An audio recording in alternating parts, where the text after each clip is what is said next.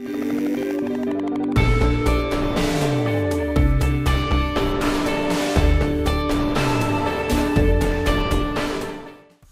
up? Joey here at School of Motion, and welcome to day 2 of 30 Days of After Effects. Today what I want to talk about is an effect that a lot of people don't really understand, and it's called polar coordinates. It's this really geeky sounding effect, but with a little creativity and some know-how, it can do some incredible stuff. Now, this tutorial was inspired by a sick piece done by my favorite motion designer, Gmonk. I tried to recreate a little bit of it, and I show you how I do it. And don't forget, sign up for a free student account so you can grab the project files from this lesson. Now, let's hop into After Effects and get started. So like I said, the purpose of this video is going to be to introduce you guys to the polar coordinates effect. And if you look at the final render that I put together, I kind of went a little bit overboard, and I obviously did a lot more than just put together a simple little demo here. And I'm not going to be able to show you how I did every little piece of this. If that's something you're interested in, please let me know in the comments, because all of this stuff you're looking at, there's free information out there about how to use, the sound effector in Cinema 4D and how to create things that react with audio. What I want to show you in this tutorial is how to make this tunnel, this kind of rotating 3D infinite tunnel, and it's actually a lot easier than you'd think. I want to show you guys the Gmonk piece, and I know it wasn't just Gmonk. He probably worked with a lot of people on this, but he made this piece recently, and if you look at this part right here, this tunnel, and there's a lot of really neat stuff going on here, and there's some really fancy particle stuff, but this tunnel, this cool techie Tron looking tunnel, is what I wanted to try and recreate, and I thought it would be a good way of using the polar coordinates effect and to show you guys how to use it. So let's hop into After Effects, and first let me try to show you what this effect does, just on a very simple level. So I'm going to make a new comp. We'll just call it test.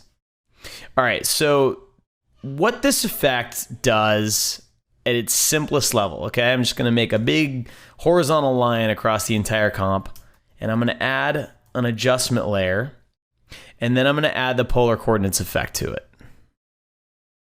Okay, so polar coordinates, it only has two options: the type of conversion, and then the interpolation is basically the strength of the effect. So if we set this to rectangular to polar, and then we up the strength here, all right, you can see what it does. It basically takes that linear thing and it basically bends it into a circle. Okay, so that's what the effect does.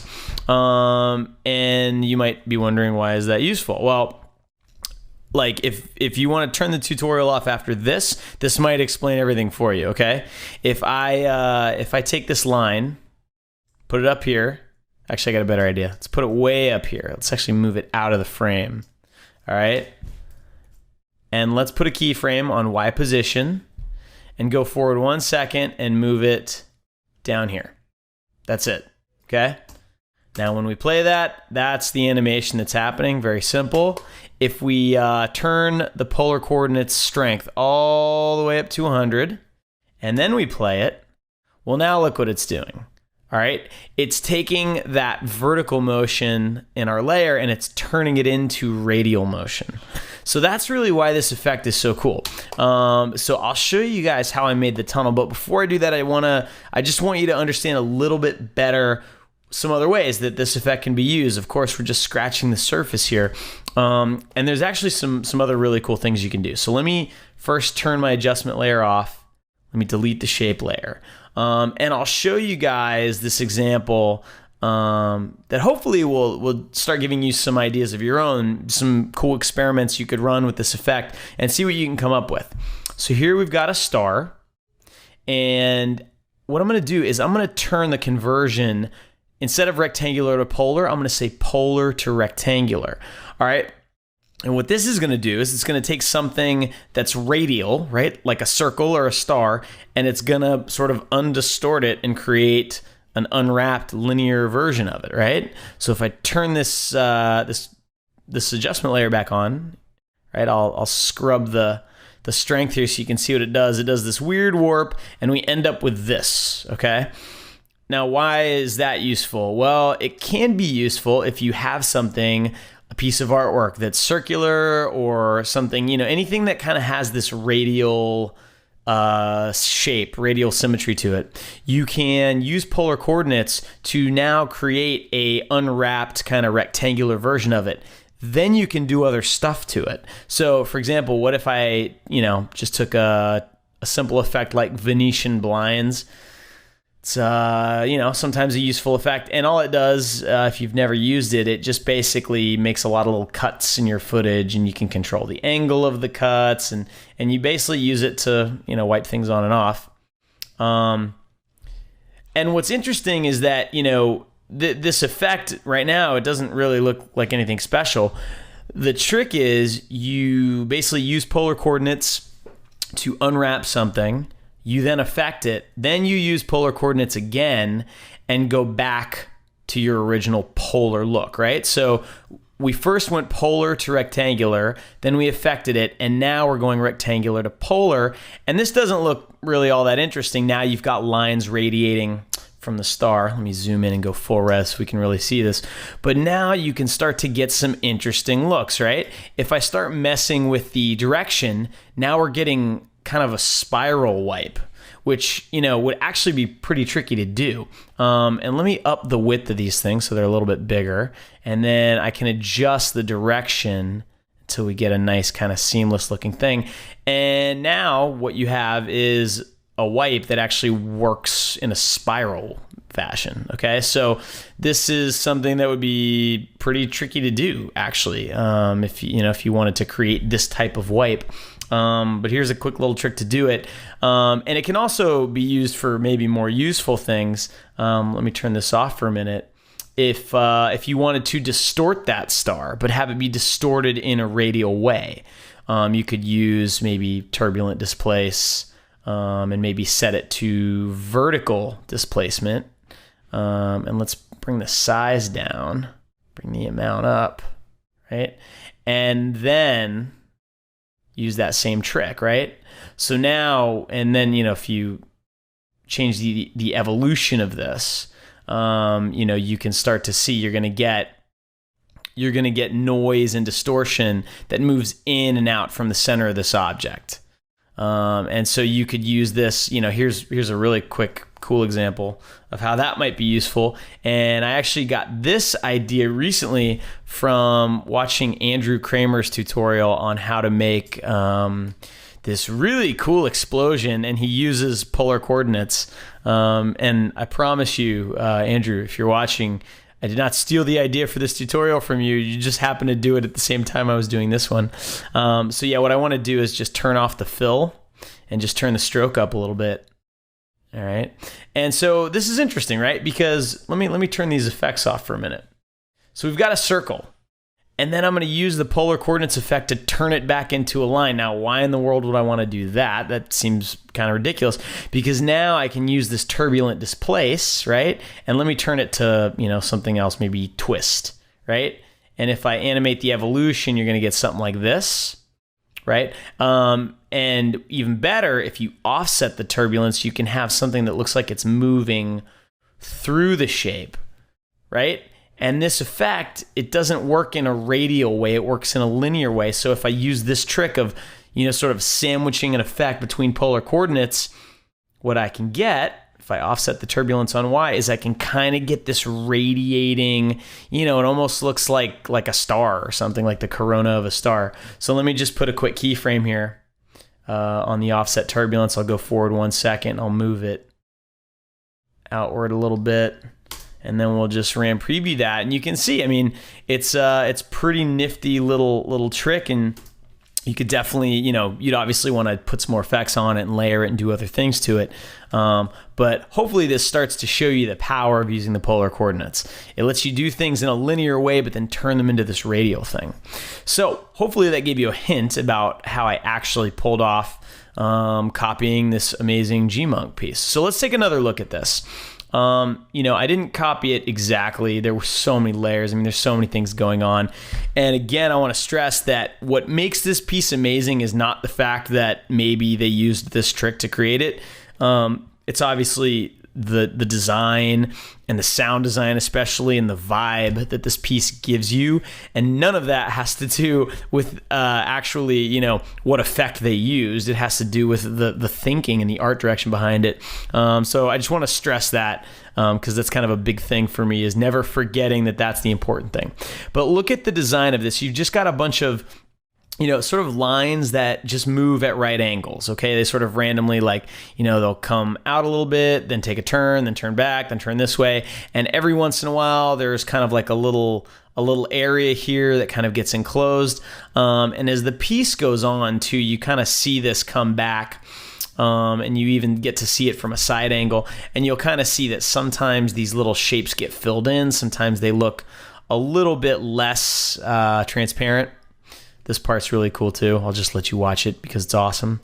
All right, so what I wanted to do is see if I could just make that in After Effects without having to resort to Illustrator or something like that. So let me delete this stuff. We're gonna create all of this stuff in After Effects. So if we want to have things radiating out from the center of our comp, then the way we need to do it is to have them start at the top of our frame and move down. That's how you get outward motion using the polar coordinates effect. So the first thing we need to do is create our artwork. And I'm gonna make this comp a lot longer, a lot taller than it is, because if I'm gonna be moving these shapes down and I wanna have a lot of them, I'm not gonna have enough room if I only have this small little comp. So let me make this, instead of 1920 by 1080, I'll make it 1920 by, let's do like 6000. All right, so now you get this nice tall comp. All right, so let's come down here to the bottom. And I want to be able to make these shapes really easily, so I'm going to do two things. One is I'm going to turn on the grid in After Effects. So you can go to View, Show Grid. I usually use the hotkeys, so it's Command apostrophe will show you the grid. And then the second thing you need to do is make sure that you have Snap to Grid turned on. If you don't, the grid won't actually help you create these things. All right, so now I'm going to switch to my pen tool. And I'm going to hit the tilde key here. All right, and if you don't know what the tilde key is, it's the little key next to the 1 on the top row of your keyboard with all the numbers. That little squiggle is called the tilde, and whatever window your mouse is over, when you hit tilde, will get maximized. All right, so if I want to zoom in here and work on these shapes, this makes it a lot easier. All right, so next thing I'm going to do is I'm going to set up my shape settings. I want no fill, all right? So you can click the word fill. Make sure that this none icon is clicked. For the stroke, white is fine for the color, right? I'll just make it white. And then for the thickness, I'm not exactly sure what I want yet, but why don't we just set it to 5 for now? All right, so first let's just try drawing one of these shapes, all right? And let's just keep this open so we can reference it. All right, let's find a good frame. Like that's a good frame, okay? So really all I need are a bunch of, like a vertical line, and every once in a while it kind of takes a right or left turn. So let's hop into After Effects. We'll start down here, and I'm gonna put a point there. And because I have Snap to Grid turned on, I can actually do this pretty quick, right? Have this come back up here, come over here, pop up like this. And you can see that this actually doesn't take that much time. All right, so now I want to draw a different line. So what I'm going to do is I'm going to hit the V key, switch back to my arrow, and then I can just click somewhere else outside of this to deselect it, right? Or a faster way would be to deselect everything. So if you hit Shift Command A, that deselects everything. So Command A is select all, Shift Command A is deselect all.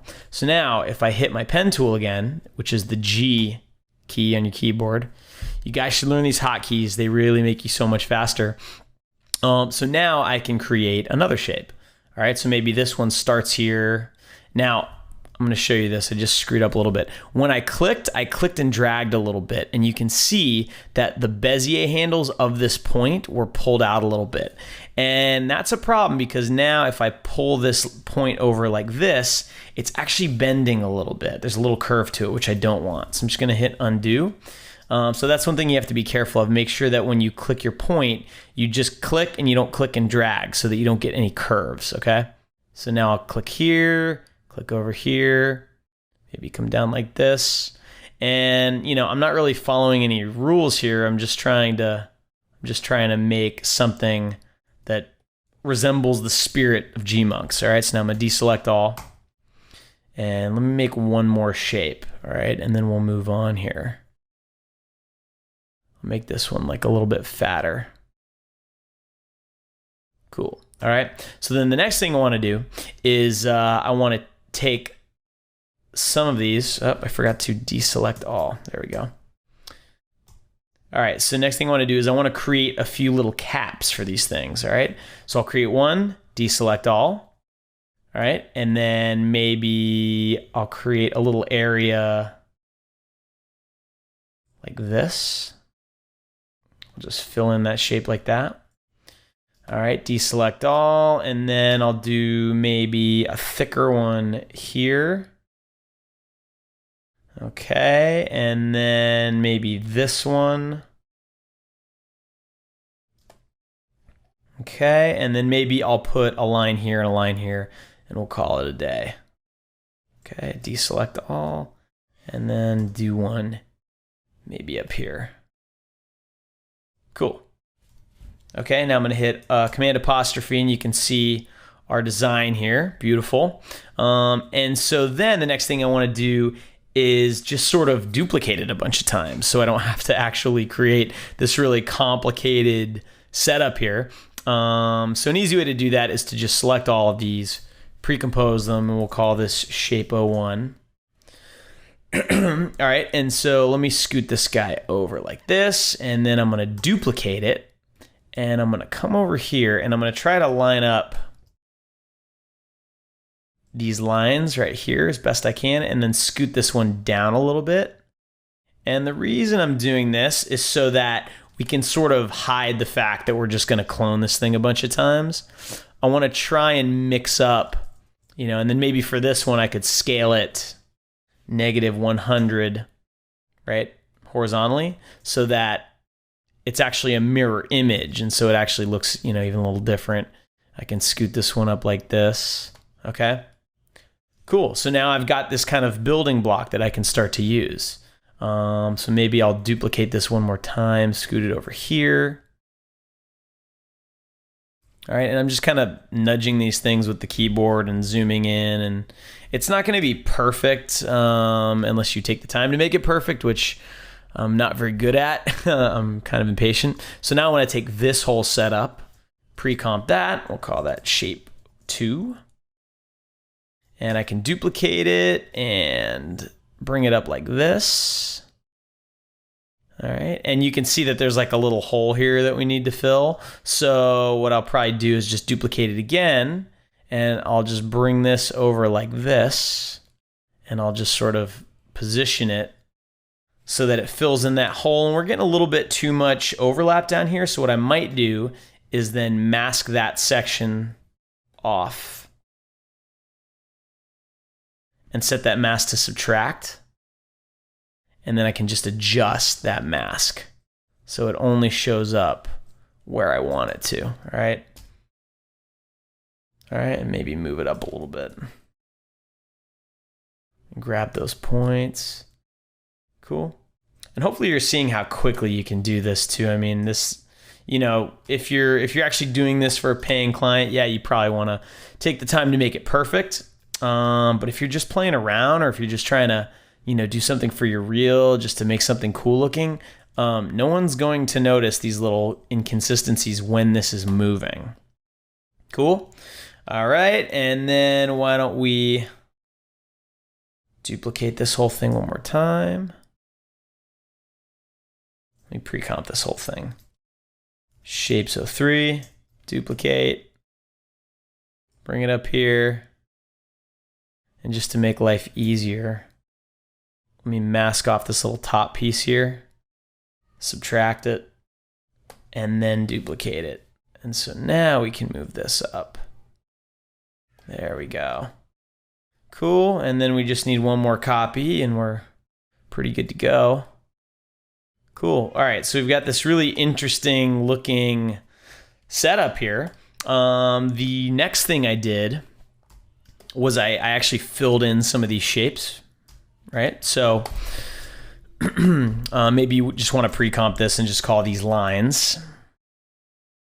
So you don't have to think about it anymore, and then you can lock it so you don't accidentally move it.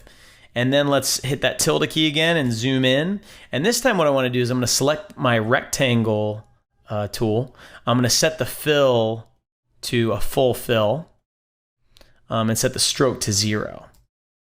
And so now what I can do is zoom in. We can turn the grid back on. Although that may not actually help us at this point, because since we sort of hand position those lines, you can see that a bunch of them don't actually line up to the grid anymore. So let's not even bother with that. And let's turn off snap to grid, which it's grayed out because the grid is not showing. So we're good to go. So then I just take the rectangle tool and I just sort of quickly go through and I try to be somewhat arbitrary about it and not have too many big areas of filled in color. But sometimes, sometimes I want that section, sometimes I want that section. And I'll just try to do this a bunch of times. And I think when I did this for the tutorial, I probably spent, 15, 20 minutes making this design and filling this in. I'm trying to do a little quicker because I know how boring it is for you guys to watch. But one of the things I'm hoping, let me undo that. One of the things I'm hoping that you're getting from this, in addition to learning a new trick, is, seeing how quickly you can get things done in After Effects and not having to overthink the production of your elements sometimes. I know I've done jobs where you have a big team, and so you sort of end up trying to find ways to include everyone in the work. And so you might have a designer actually create this stuff in Illustrator, but then you got to take that Illustrator file into After Effects, and then you may need to tweak it. So then you have to do a bunch of work. And so, when you're doing something like this, don't be afraid to just say like, hey, I can just do it in After Effects, and we don't need another person, and we don't need to make work for somebody. A lot of this type of stuff you can just do very quickly. All right, so that's pretty cool, and let's just leave that for now. And what we may actually be able to get away with, all right, and one thing you should notice too, because I didn't deselect all when I was making those shapes, it put all of those shapes on one shape layer, which is okay for this. This isn't going to bother me. So I'm renaming this solid, and what I'm going to do is just duplicate it and see if I can get away with just lining it back up, which seems to work okay. So that way I don't have to, literally go through this entire layer here, making these. Okay, cool. So we've got some filled in areas, we've got some lines. We did that fairly quickly. All right, so this is now our design. And let me rename this comp. This is going to be tunnel flat. Okay. Cool. So let me make a new folder here because I'm super anal retentive. There we go. All right. So here's our tunnel flat layer. So the next thing I want to do is make a new comp, and this is going to be our polar comp. Okay. Now what I'm going to do here, I'm going to start by making it 1920 by 1080, and I want to show you what happens if I do this. So let's drag our tunnel flat comp into this. All right, and let's flip it upside down. And the reason we need to flip it upside down is because, so this needs to be -100. It needs to be upside down because in order for the polar coordinates effect to work correctly and make this look like a tunnel coming towards us, this layer is going to have to move down. And since I designed it from the bottom up, then I actually just need to reverse it when I move it this way. All right, so let's start by just opening up the position property here. So hit P. I always separate dimensions. I almost never leave them connected for position. We'll put a keyframe on Y, and we'll move this thing out of the frame. And then we'll go forward. Our comp is 10 seconds long. And let's just move this thing all the way down like that. Let's see how fast that ends up moving. All right, that might be too fast, but we'll see. Okay, cool. So there we have it. And now the last thing we do is we add the adjustment layer and we add the polar coordinates effect. So distort, polar coordinates. Switch this. By default, it's polar to rectangular. You have to switch it rectangular to polar and then turn the interpolation up, okay? And now, if we RAM preview this, this is what you get, okay? So you get this infinite kind of, there it is, right? It looks just like Gmonks. Same thing, done. All right, so obviously there's some problems. One is the effect, it only creates a circle that is as tall as your comp, okay? So what I did for the video I made for the tutorial was I actually just set the width and the height to 1920, okay? And then make sure that your adjustment layer is the same size as the comp. So I just opened up the settings for that. By the way, the hotkey, if you don't know, Shift Command Y opens up the settings for a solid, and then you can just hit Make Comp Size, and it will scale it to the comp size. So now we get a tunnel that actually is the full size of the comp. Now, I'll show you what's going to happen. So what we're going to do is we're going to take polar comp, we're going to make a new comp, and this will be our, our final tunnel comp here. And this comp is going to be 1920 by 1080. So this is going to be, our normal comp we're going to render from, and we're going to take our polar comp, put it in there, right? And you can see that it's almost big enough, but it's not quite big enough. And that's okay because I knew going in, right? If you look at the final here, there's so many effects and layers of things happening here that I knew that I could just kind of cover that up if I wanted to. And what I actually ended up doing was putting an adjustment layer above this whole thing. And I do that a lot. I use adjustment layers to kind of affect my whole comp. That way it's easy to turn it on and off. But I used another distort effect called optics compensation. And what that does is it sort of simulates either a fisheye lens. If you just sort of leave it on and you turn the field of view up, it kind of makes it basically simulates a very wide angle lens. Or you can do a reverse lens distortion, right? And it'll suck out the edges of your comp a little bit and give you a little bit of lens distortion. And so that's what I wanted to do. So why don't we pull the start time of polar comp to there, okay? Or better yet, why don't we go into polar comp and we'll have the Y position start where it's already far enough out that it's reaching the edge of our tunnel, okay? So now if we look at tunnel final, we're in half res. I'm just gonna do a quick RAM preview just to get a sense of the speed of this thing. Cool?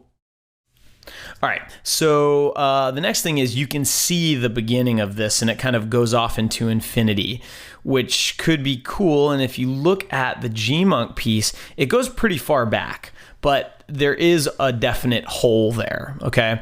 So I don't know if they used polar coordinates to actually create this piece, but to fake that, there's an easy trick. All you have to do is go to your polar comp here. Let's turn off this adjustment layer for a minute. So the way the polar coordinates effect works, right, is the top of your frame is the center of the circle, okay?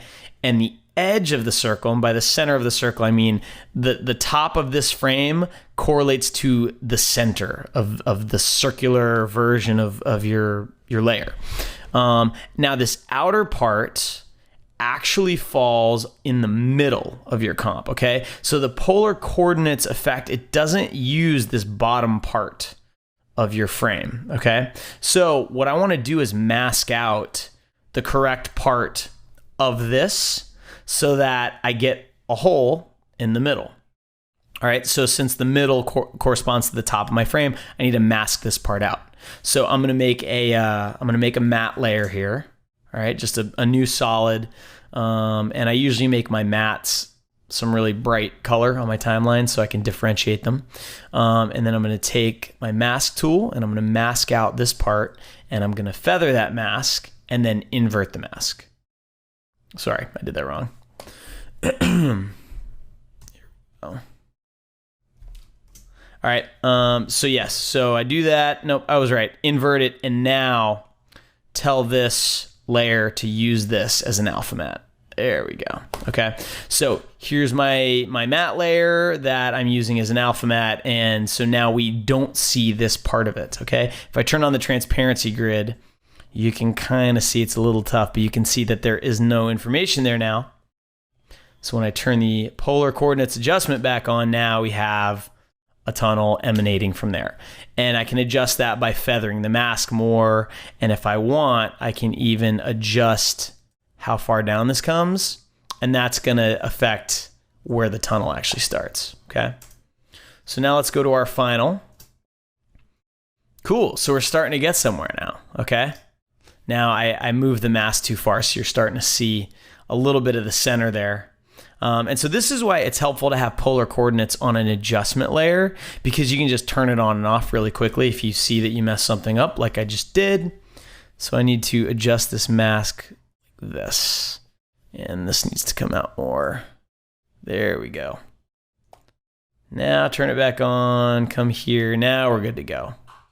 Cool. All right, so the next part of this is I wanted to make it look like the tunnel was a little bit more 3D, right? We're getting that sense that we're moving through a tunnel, but it doesn't feel very 3D. It feels very flat, which could be cool.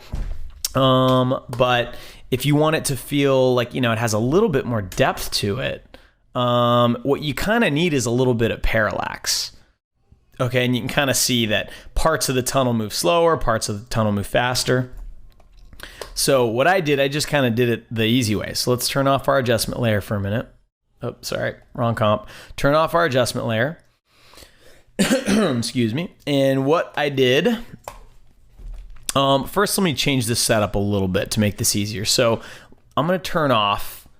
This layer is now no longer using this layer as a matte. What I'm going to do is turn this layer back on. And I'm gonna set the mode to stencil alpha. And so what that's gonna do is it's gonna use this layer as the alpha channel for every layer that's underneath it, okay? And the reason I wanna do that is because I'm gonna duplicate this layer, okay? I'm gonna duplicate it, and I'm actually gonna make it a 3D layer. And then I'm gonna push it backwards in Z. So let's push it backwards like 1,000. Okay. And now since I did that, I need to adjust the initial Y position. Right.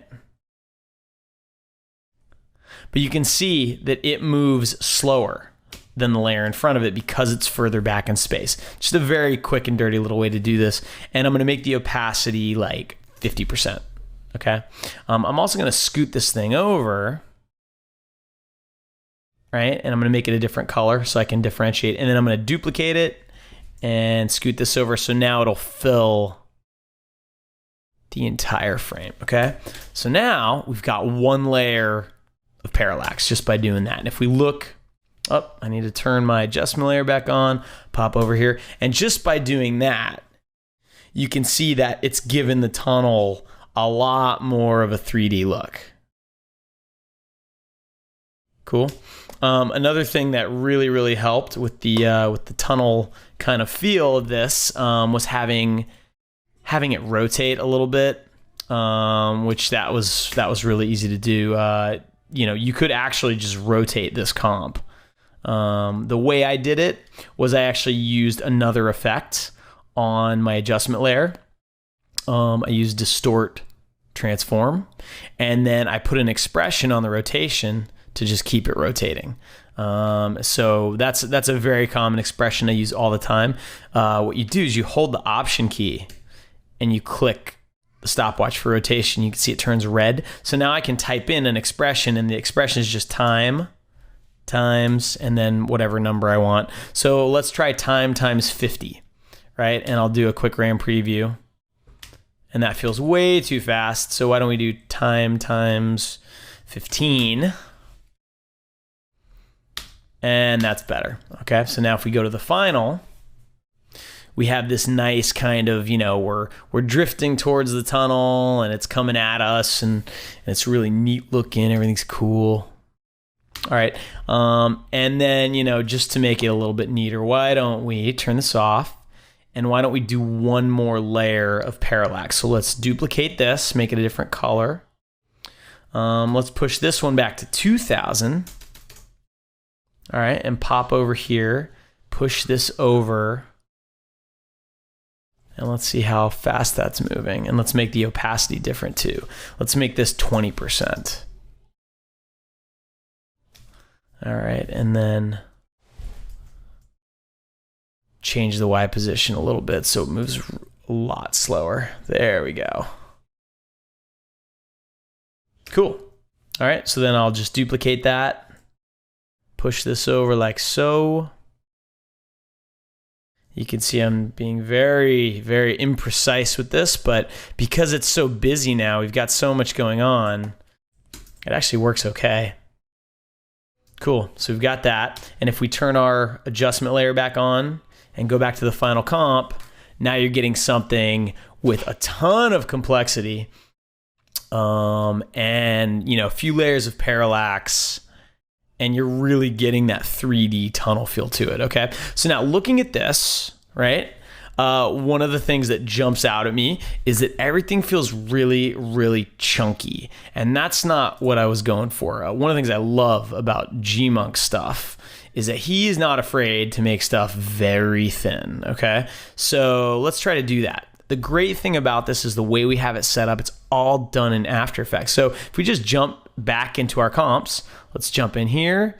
And all we need to do is go back into our lines comp and find our original shapes buried in there. There we go. That whole thing's built out of this little setup. I'm just gonna select all these and change that stroke to 2. All right, and now I'm gonna jump to my my final comp here, and that's a lot better, okay? Now this is half res, so you're getting a little bit of degradation, but I love how much thinner everything looks.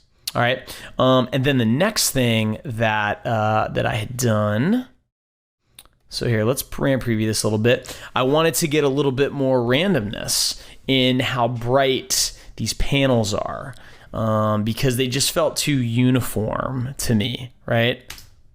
Right, so this is already feeling pretty cool, and this could be useful on its own, but it just doesn't feel as glitchy and analog and crazy as I wanted it to.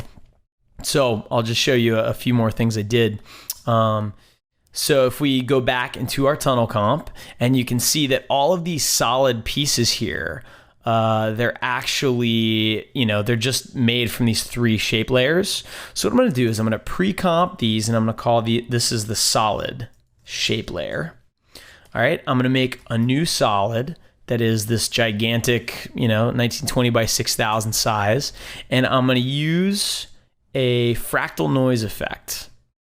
All right, and if you're not familiar with fractal noise, you should be, and there is a tutorial coming on the 30 Days of After Effects about fractal noise. There might even be 2 of them, so you will learn more about this. But fractal noise is great at generating random shapes and noise and stuff, and it's got this really cool setting. If you change the noise type to block, okay, and maybe it's hard to see, but let me zoom in here a little bit. It starts to resemble pixels. And there's still like a lot of noise and kind of static looking stuff in there. And all of that stuff is actually the kind of sub noise. There's kind of 2 levels of noise happening with fractal noise, the main level and then the sub level. And that sub level, if you take the influence of it down here in the sub settings, turn that down to 0, okay? And you'll see now you just get this pixely pattern, which is cool. And I am going to close that down. I'm going to scale this way up like this. And what this effect can now do, if I animate the evolution of this, right, I can get this cool kind of pixely pattern, right? I can even move this noise through these pixels. So I'm going to do 2 things. One, I'm going to put that same expression on this evolution that I did on the rotation. So I'm going to say option, click that, and type in time times, let's try 100. All right. And so it just gives it a little bit of change over time. All right. Nothing too crazy. The next thing I'm going to do is I'm going to offset the turbulence, and I'm going to have it offset like this. It's going to offset vertically. Okay. So what I'm going to do is I'm just going to put a keyframe here. I'm going to hop to the end, and I'm going to animate this up like this. And then let's take a quick look and see what kind of speed we're getting. All right. I may want that to actually happen a little bit faster. So let me crank that value a little bit. Do a quick RAM preview. All right. Maybe a little bit faster. Cool. And so now what I want to do with this is I want to use this cool animated pattern I made using fractal noise. I want to use that as a Luma mat for my solid shapes layer, right? So here's the solid shapes, right here. And I'm going to tell that layer, solid shape, to use my cool fractal noise as a Luma mat. And so now if we watch this, you're going to get this cool kind of pattern moving through it, okay? And it's going to animate continuously throughout the comp, okay? And it's going to be kind of cool. You know, and if you wanted to, I mean, there's a lot of ways you could make it even more random. It might be cool, you know, maybe what I could also do is put an expression on the transparency of these shapes. So, you know, maybe I could have them flicker a little bit too. So why don't we turn the opacity maybe to like 70%? And I'm going to put a quick expression on there called wiggle. If you're not familiar with expressions, by the way, you should watch the Introduction to Expressions video. It's on the site, and I will link to it in this video in the description, so you can watch that. But there's a million ways to use expressions to really speed up your ability to do this stuff. So what I'm going to say is, why don't we have this thing wiggle 10 times per second by up to 20. All right. And if we RAM preview that, you can see it just gives it a little bit of like a flicker. Cool. And if I wanted it to actually flicker more, I could change that, the amount. That second number is sort of the strength of the wiggle. Okay. Cool. And one thing that now looking at this that I wish I had done, I wish I had all of those shapes on their own layers so that I could have them all flicker separately, but you know what? Live and learn. All right, so now we've got that, and we can turn our lines back on, right? So now this is what you're getting, and now this is what's feeding all the way through your chain into your final tunnel comp. Okay, and so now you're starting to get a lot of that cool, you know, complexity and that richness, and there's just a lot going on. And frankly, now that I look at it, I think I want those lines to be even thinner. I think I might just set this to 1 pixel. All right, and come down here. All right, now in half res, it's going to make it look a little bit chunkier, but I don't want the render times to be ridiculous for this. Cool. So, I mean, this is essentially how I built the tunnel. And then, of course, I did some compositing, and I couldn't just let the center be, you know, have nothing in it. So I had to make this crazy thing in Cinema 4D. Watching the Gmonk thing a million times, I noticed that there are these cool pulses kind of timed out with music, and it kind of looked like a, you know, like one of those rainbow rings you get with a lens flare. So I used that, and just, you know, but it's, you know, chromatic aberration, and some vignetting. I did some fake depth of field using the lens blur with a gradient. And if there's anything that you see in this that you are really curious how I did it, please ask me in the comments, because I'm always on the lookout for new tutorials and new things to teach you guys. And I don't want to throw too much into one tutorial. So this, I'm just kind of focusing on the tunnel part. But the rest of it is fair game for future tutorials. So that is, I guess that brings me to the end here. I hope that this was useful, and I hope that you kind of have like a new appreciation for this effect that has, you know, a weird name, and it's only got 2 settings, and it seems like, how could that possibly be useful? But look at this crazy thing that we just made you know, in like 20, 30 minutes together, all inside of After Effects with absolutely no Illustrator, nothing like that. There's no third-party plugins or anything. And it's great. And, you know, you can use this to make really interesting radio waves and really, you know, I showed you a bunch of ways you can stack a polar coordinates with effects inside and then undistort it using another polar coordinates and get some really interesting things. So anyway, I hope that was useful. Thank you guys so much. Stay tuned for the next episode of 30 Days of After Effects. I'll talk to you guys later.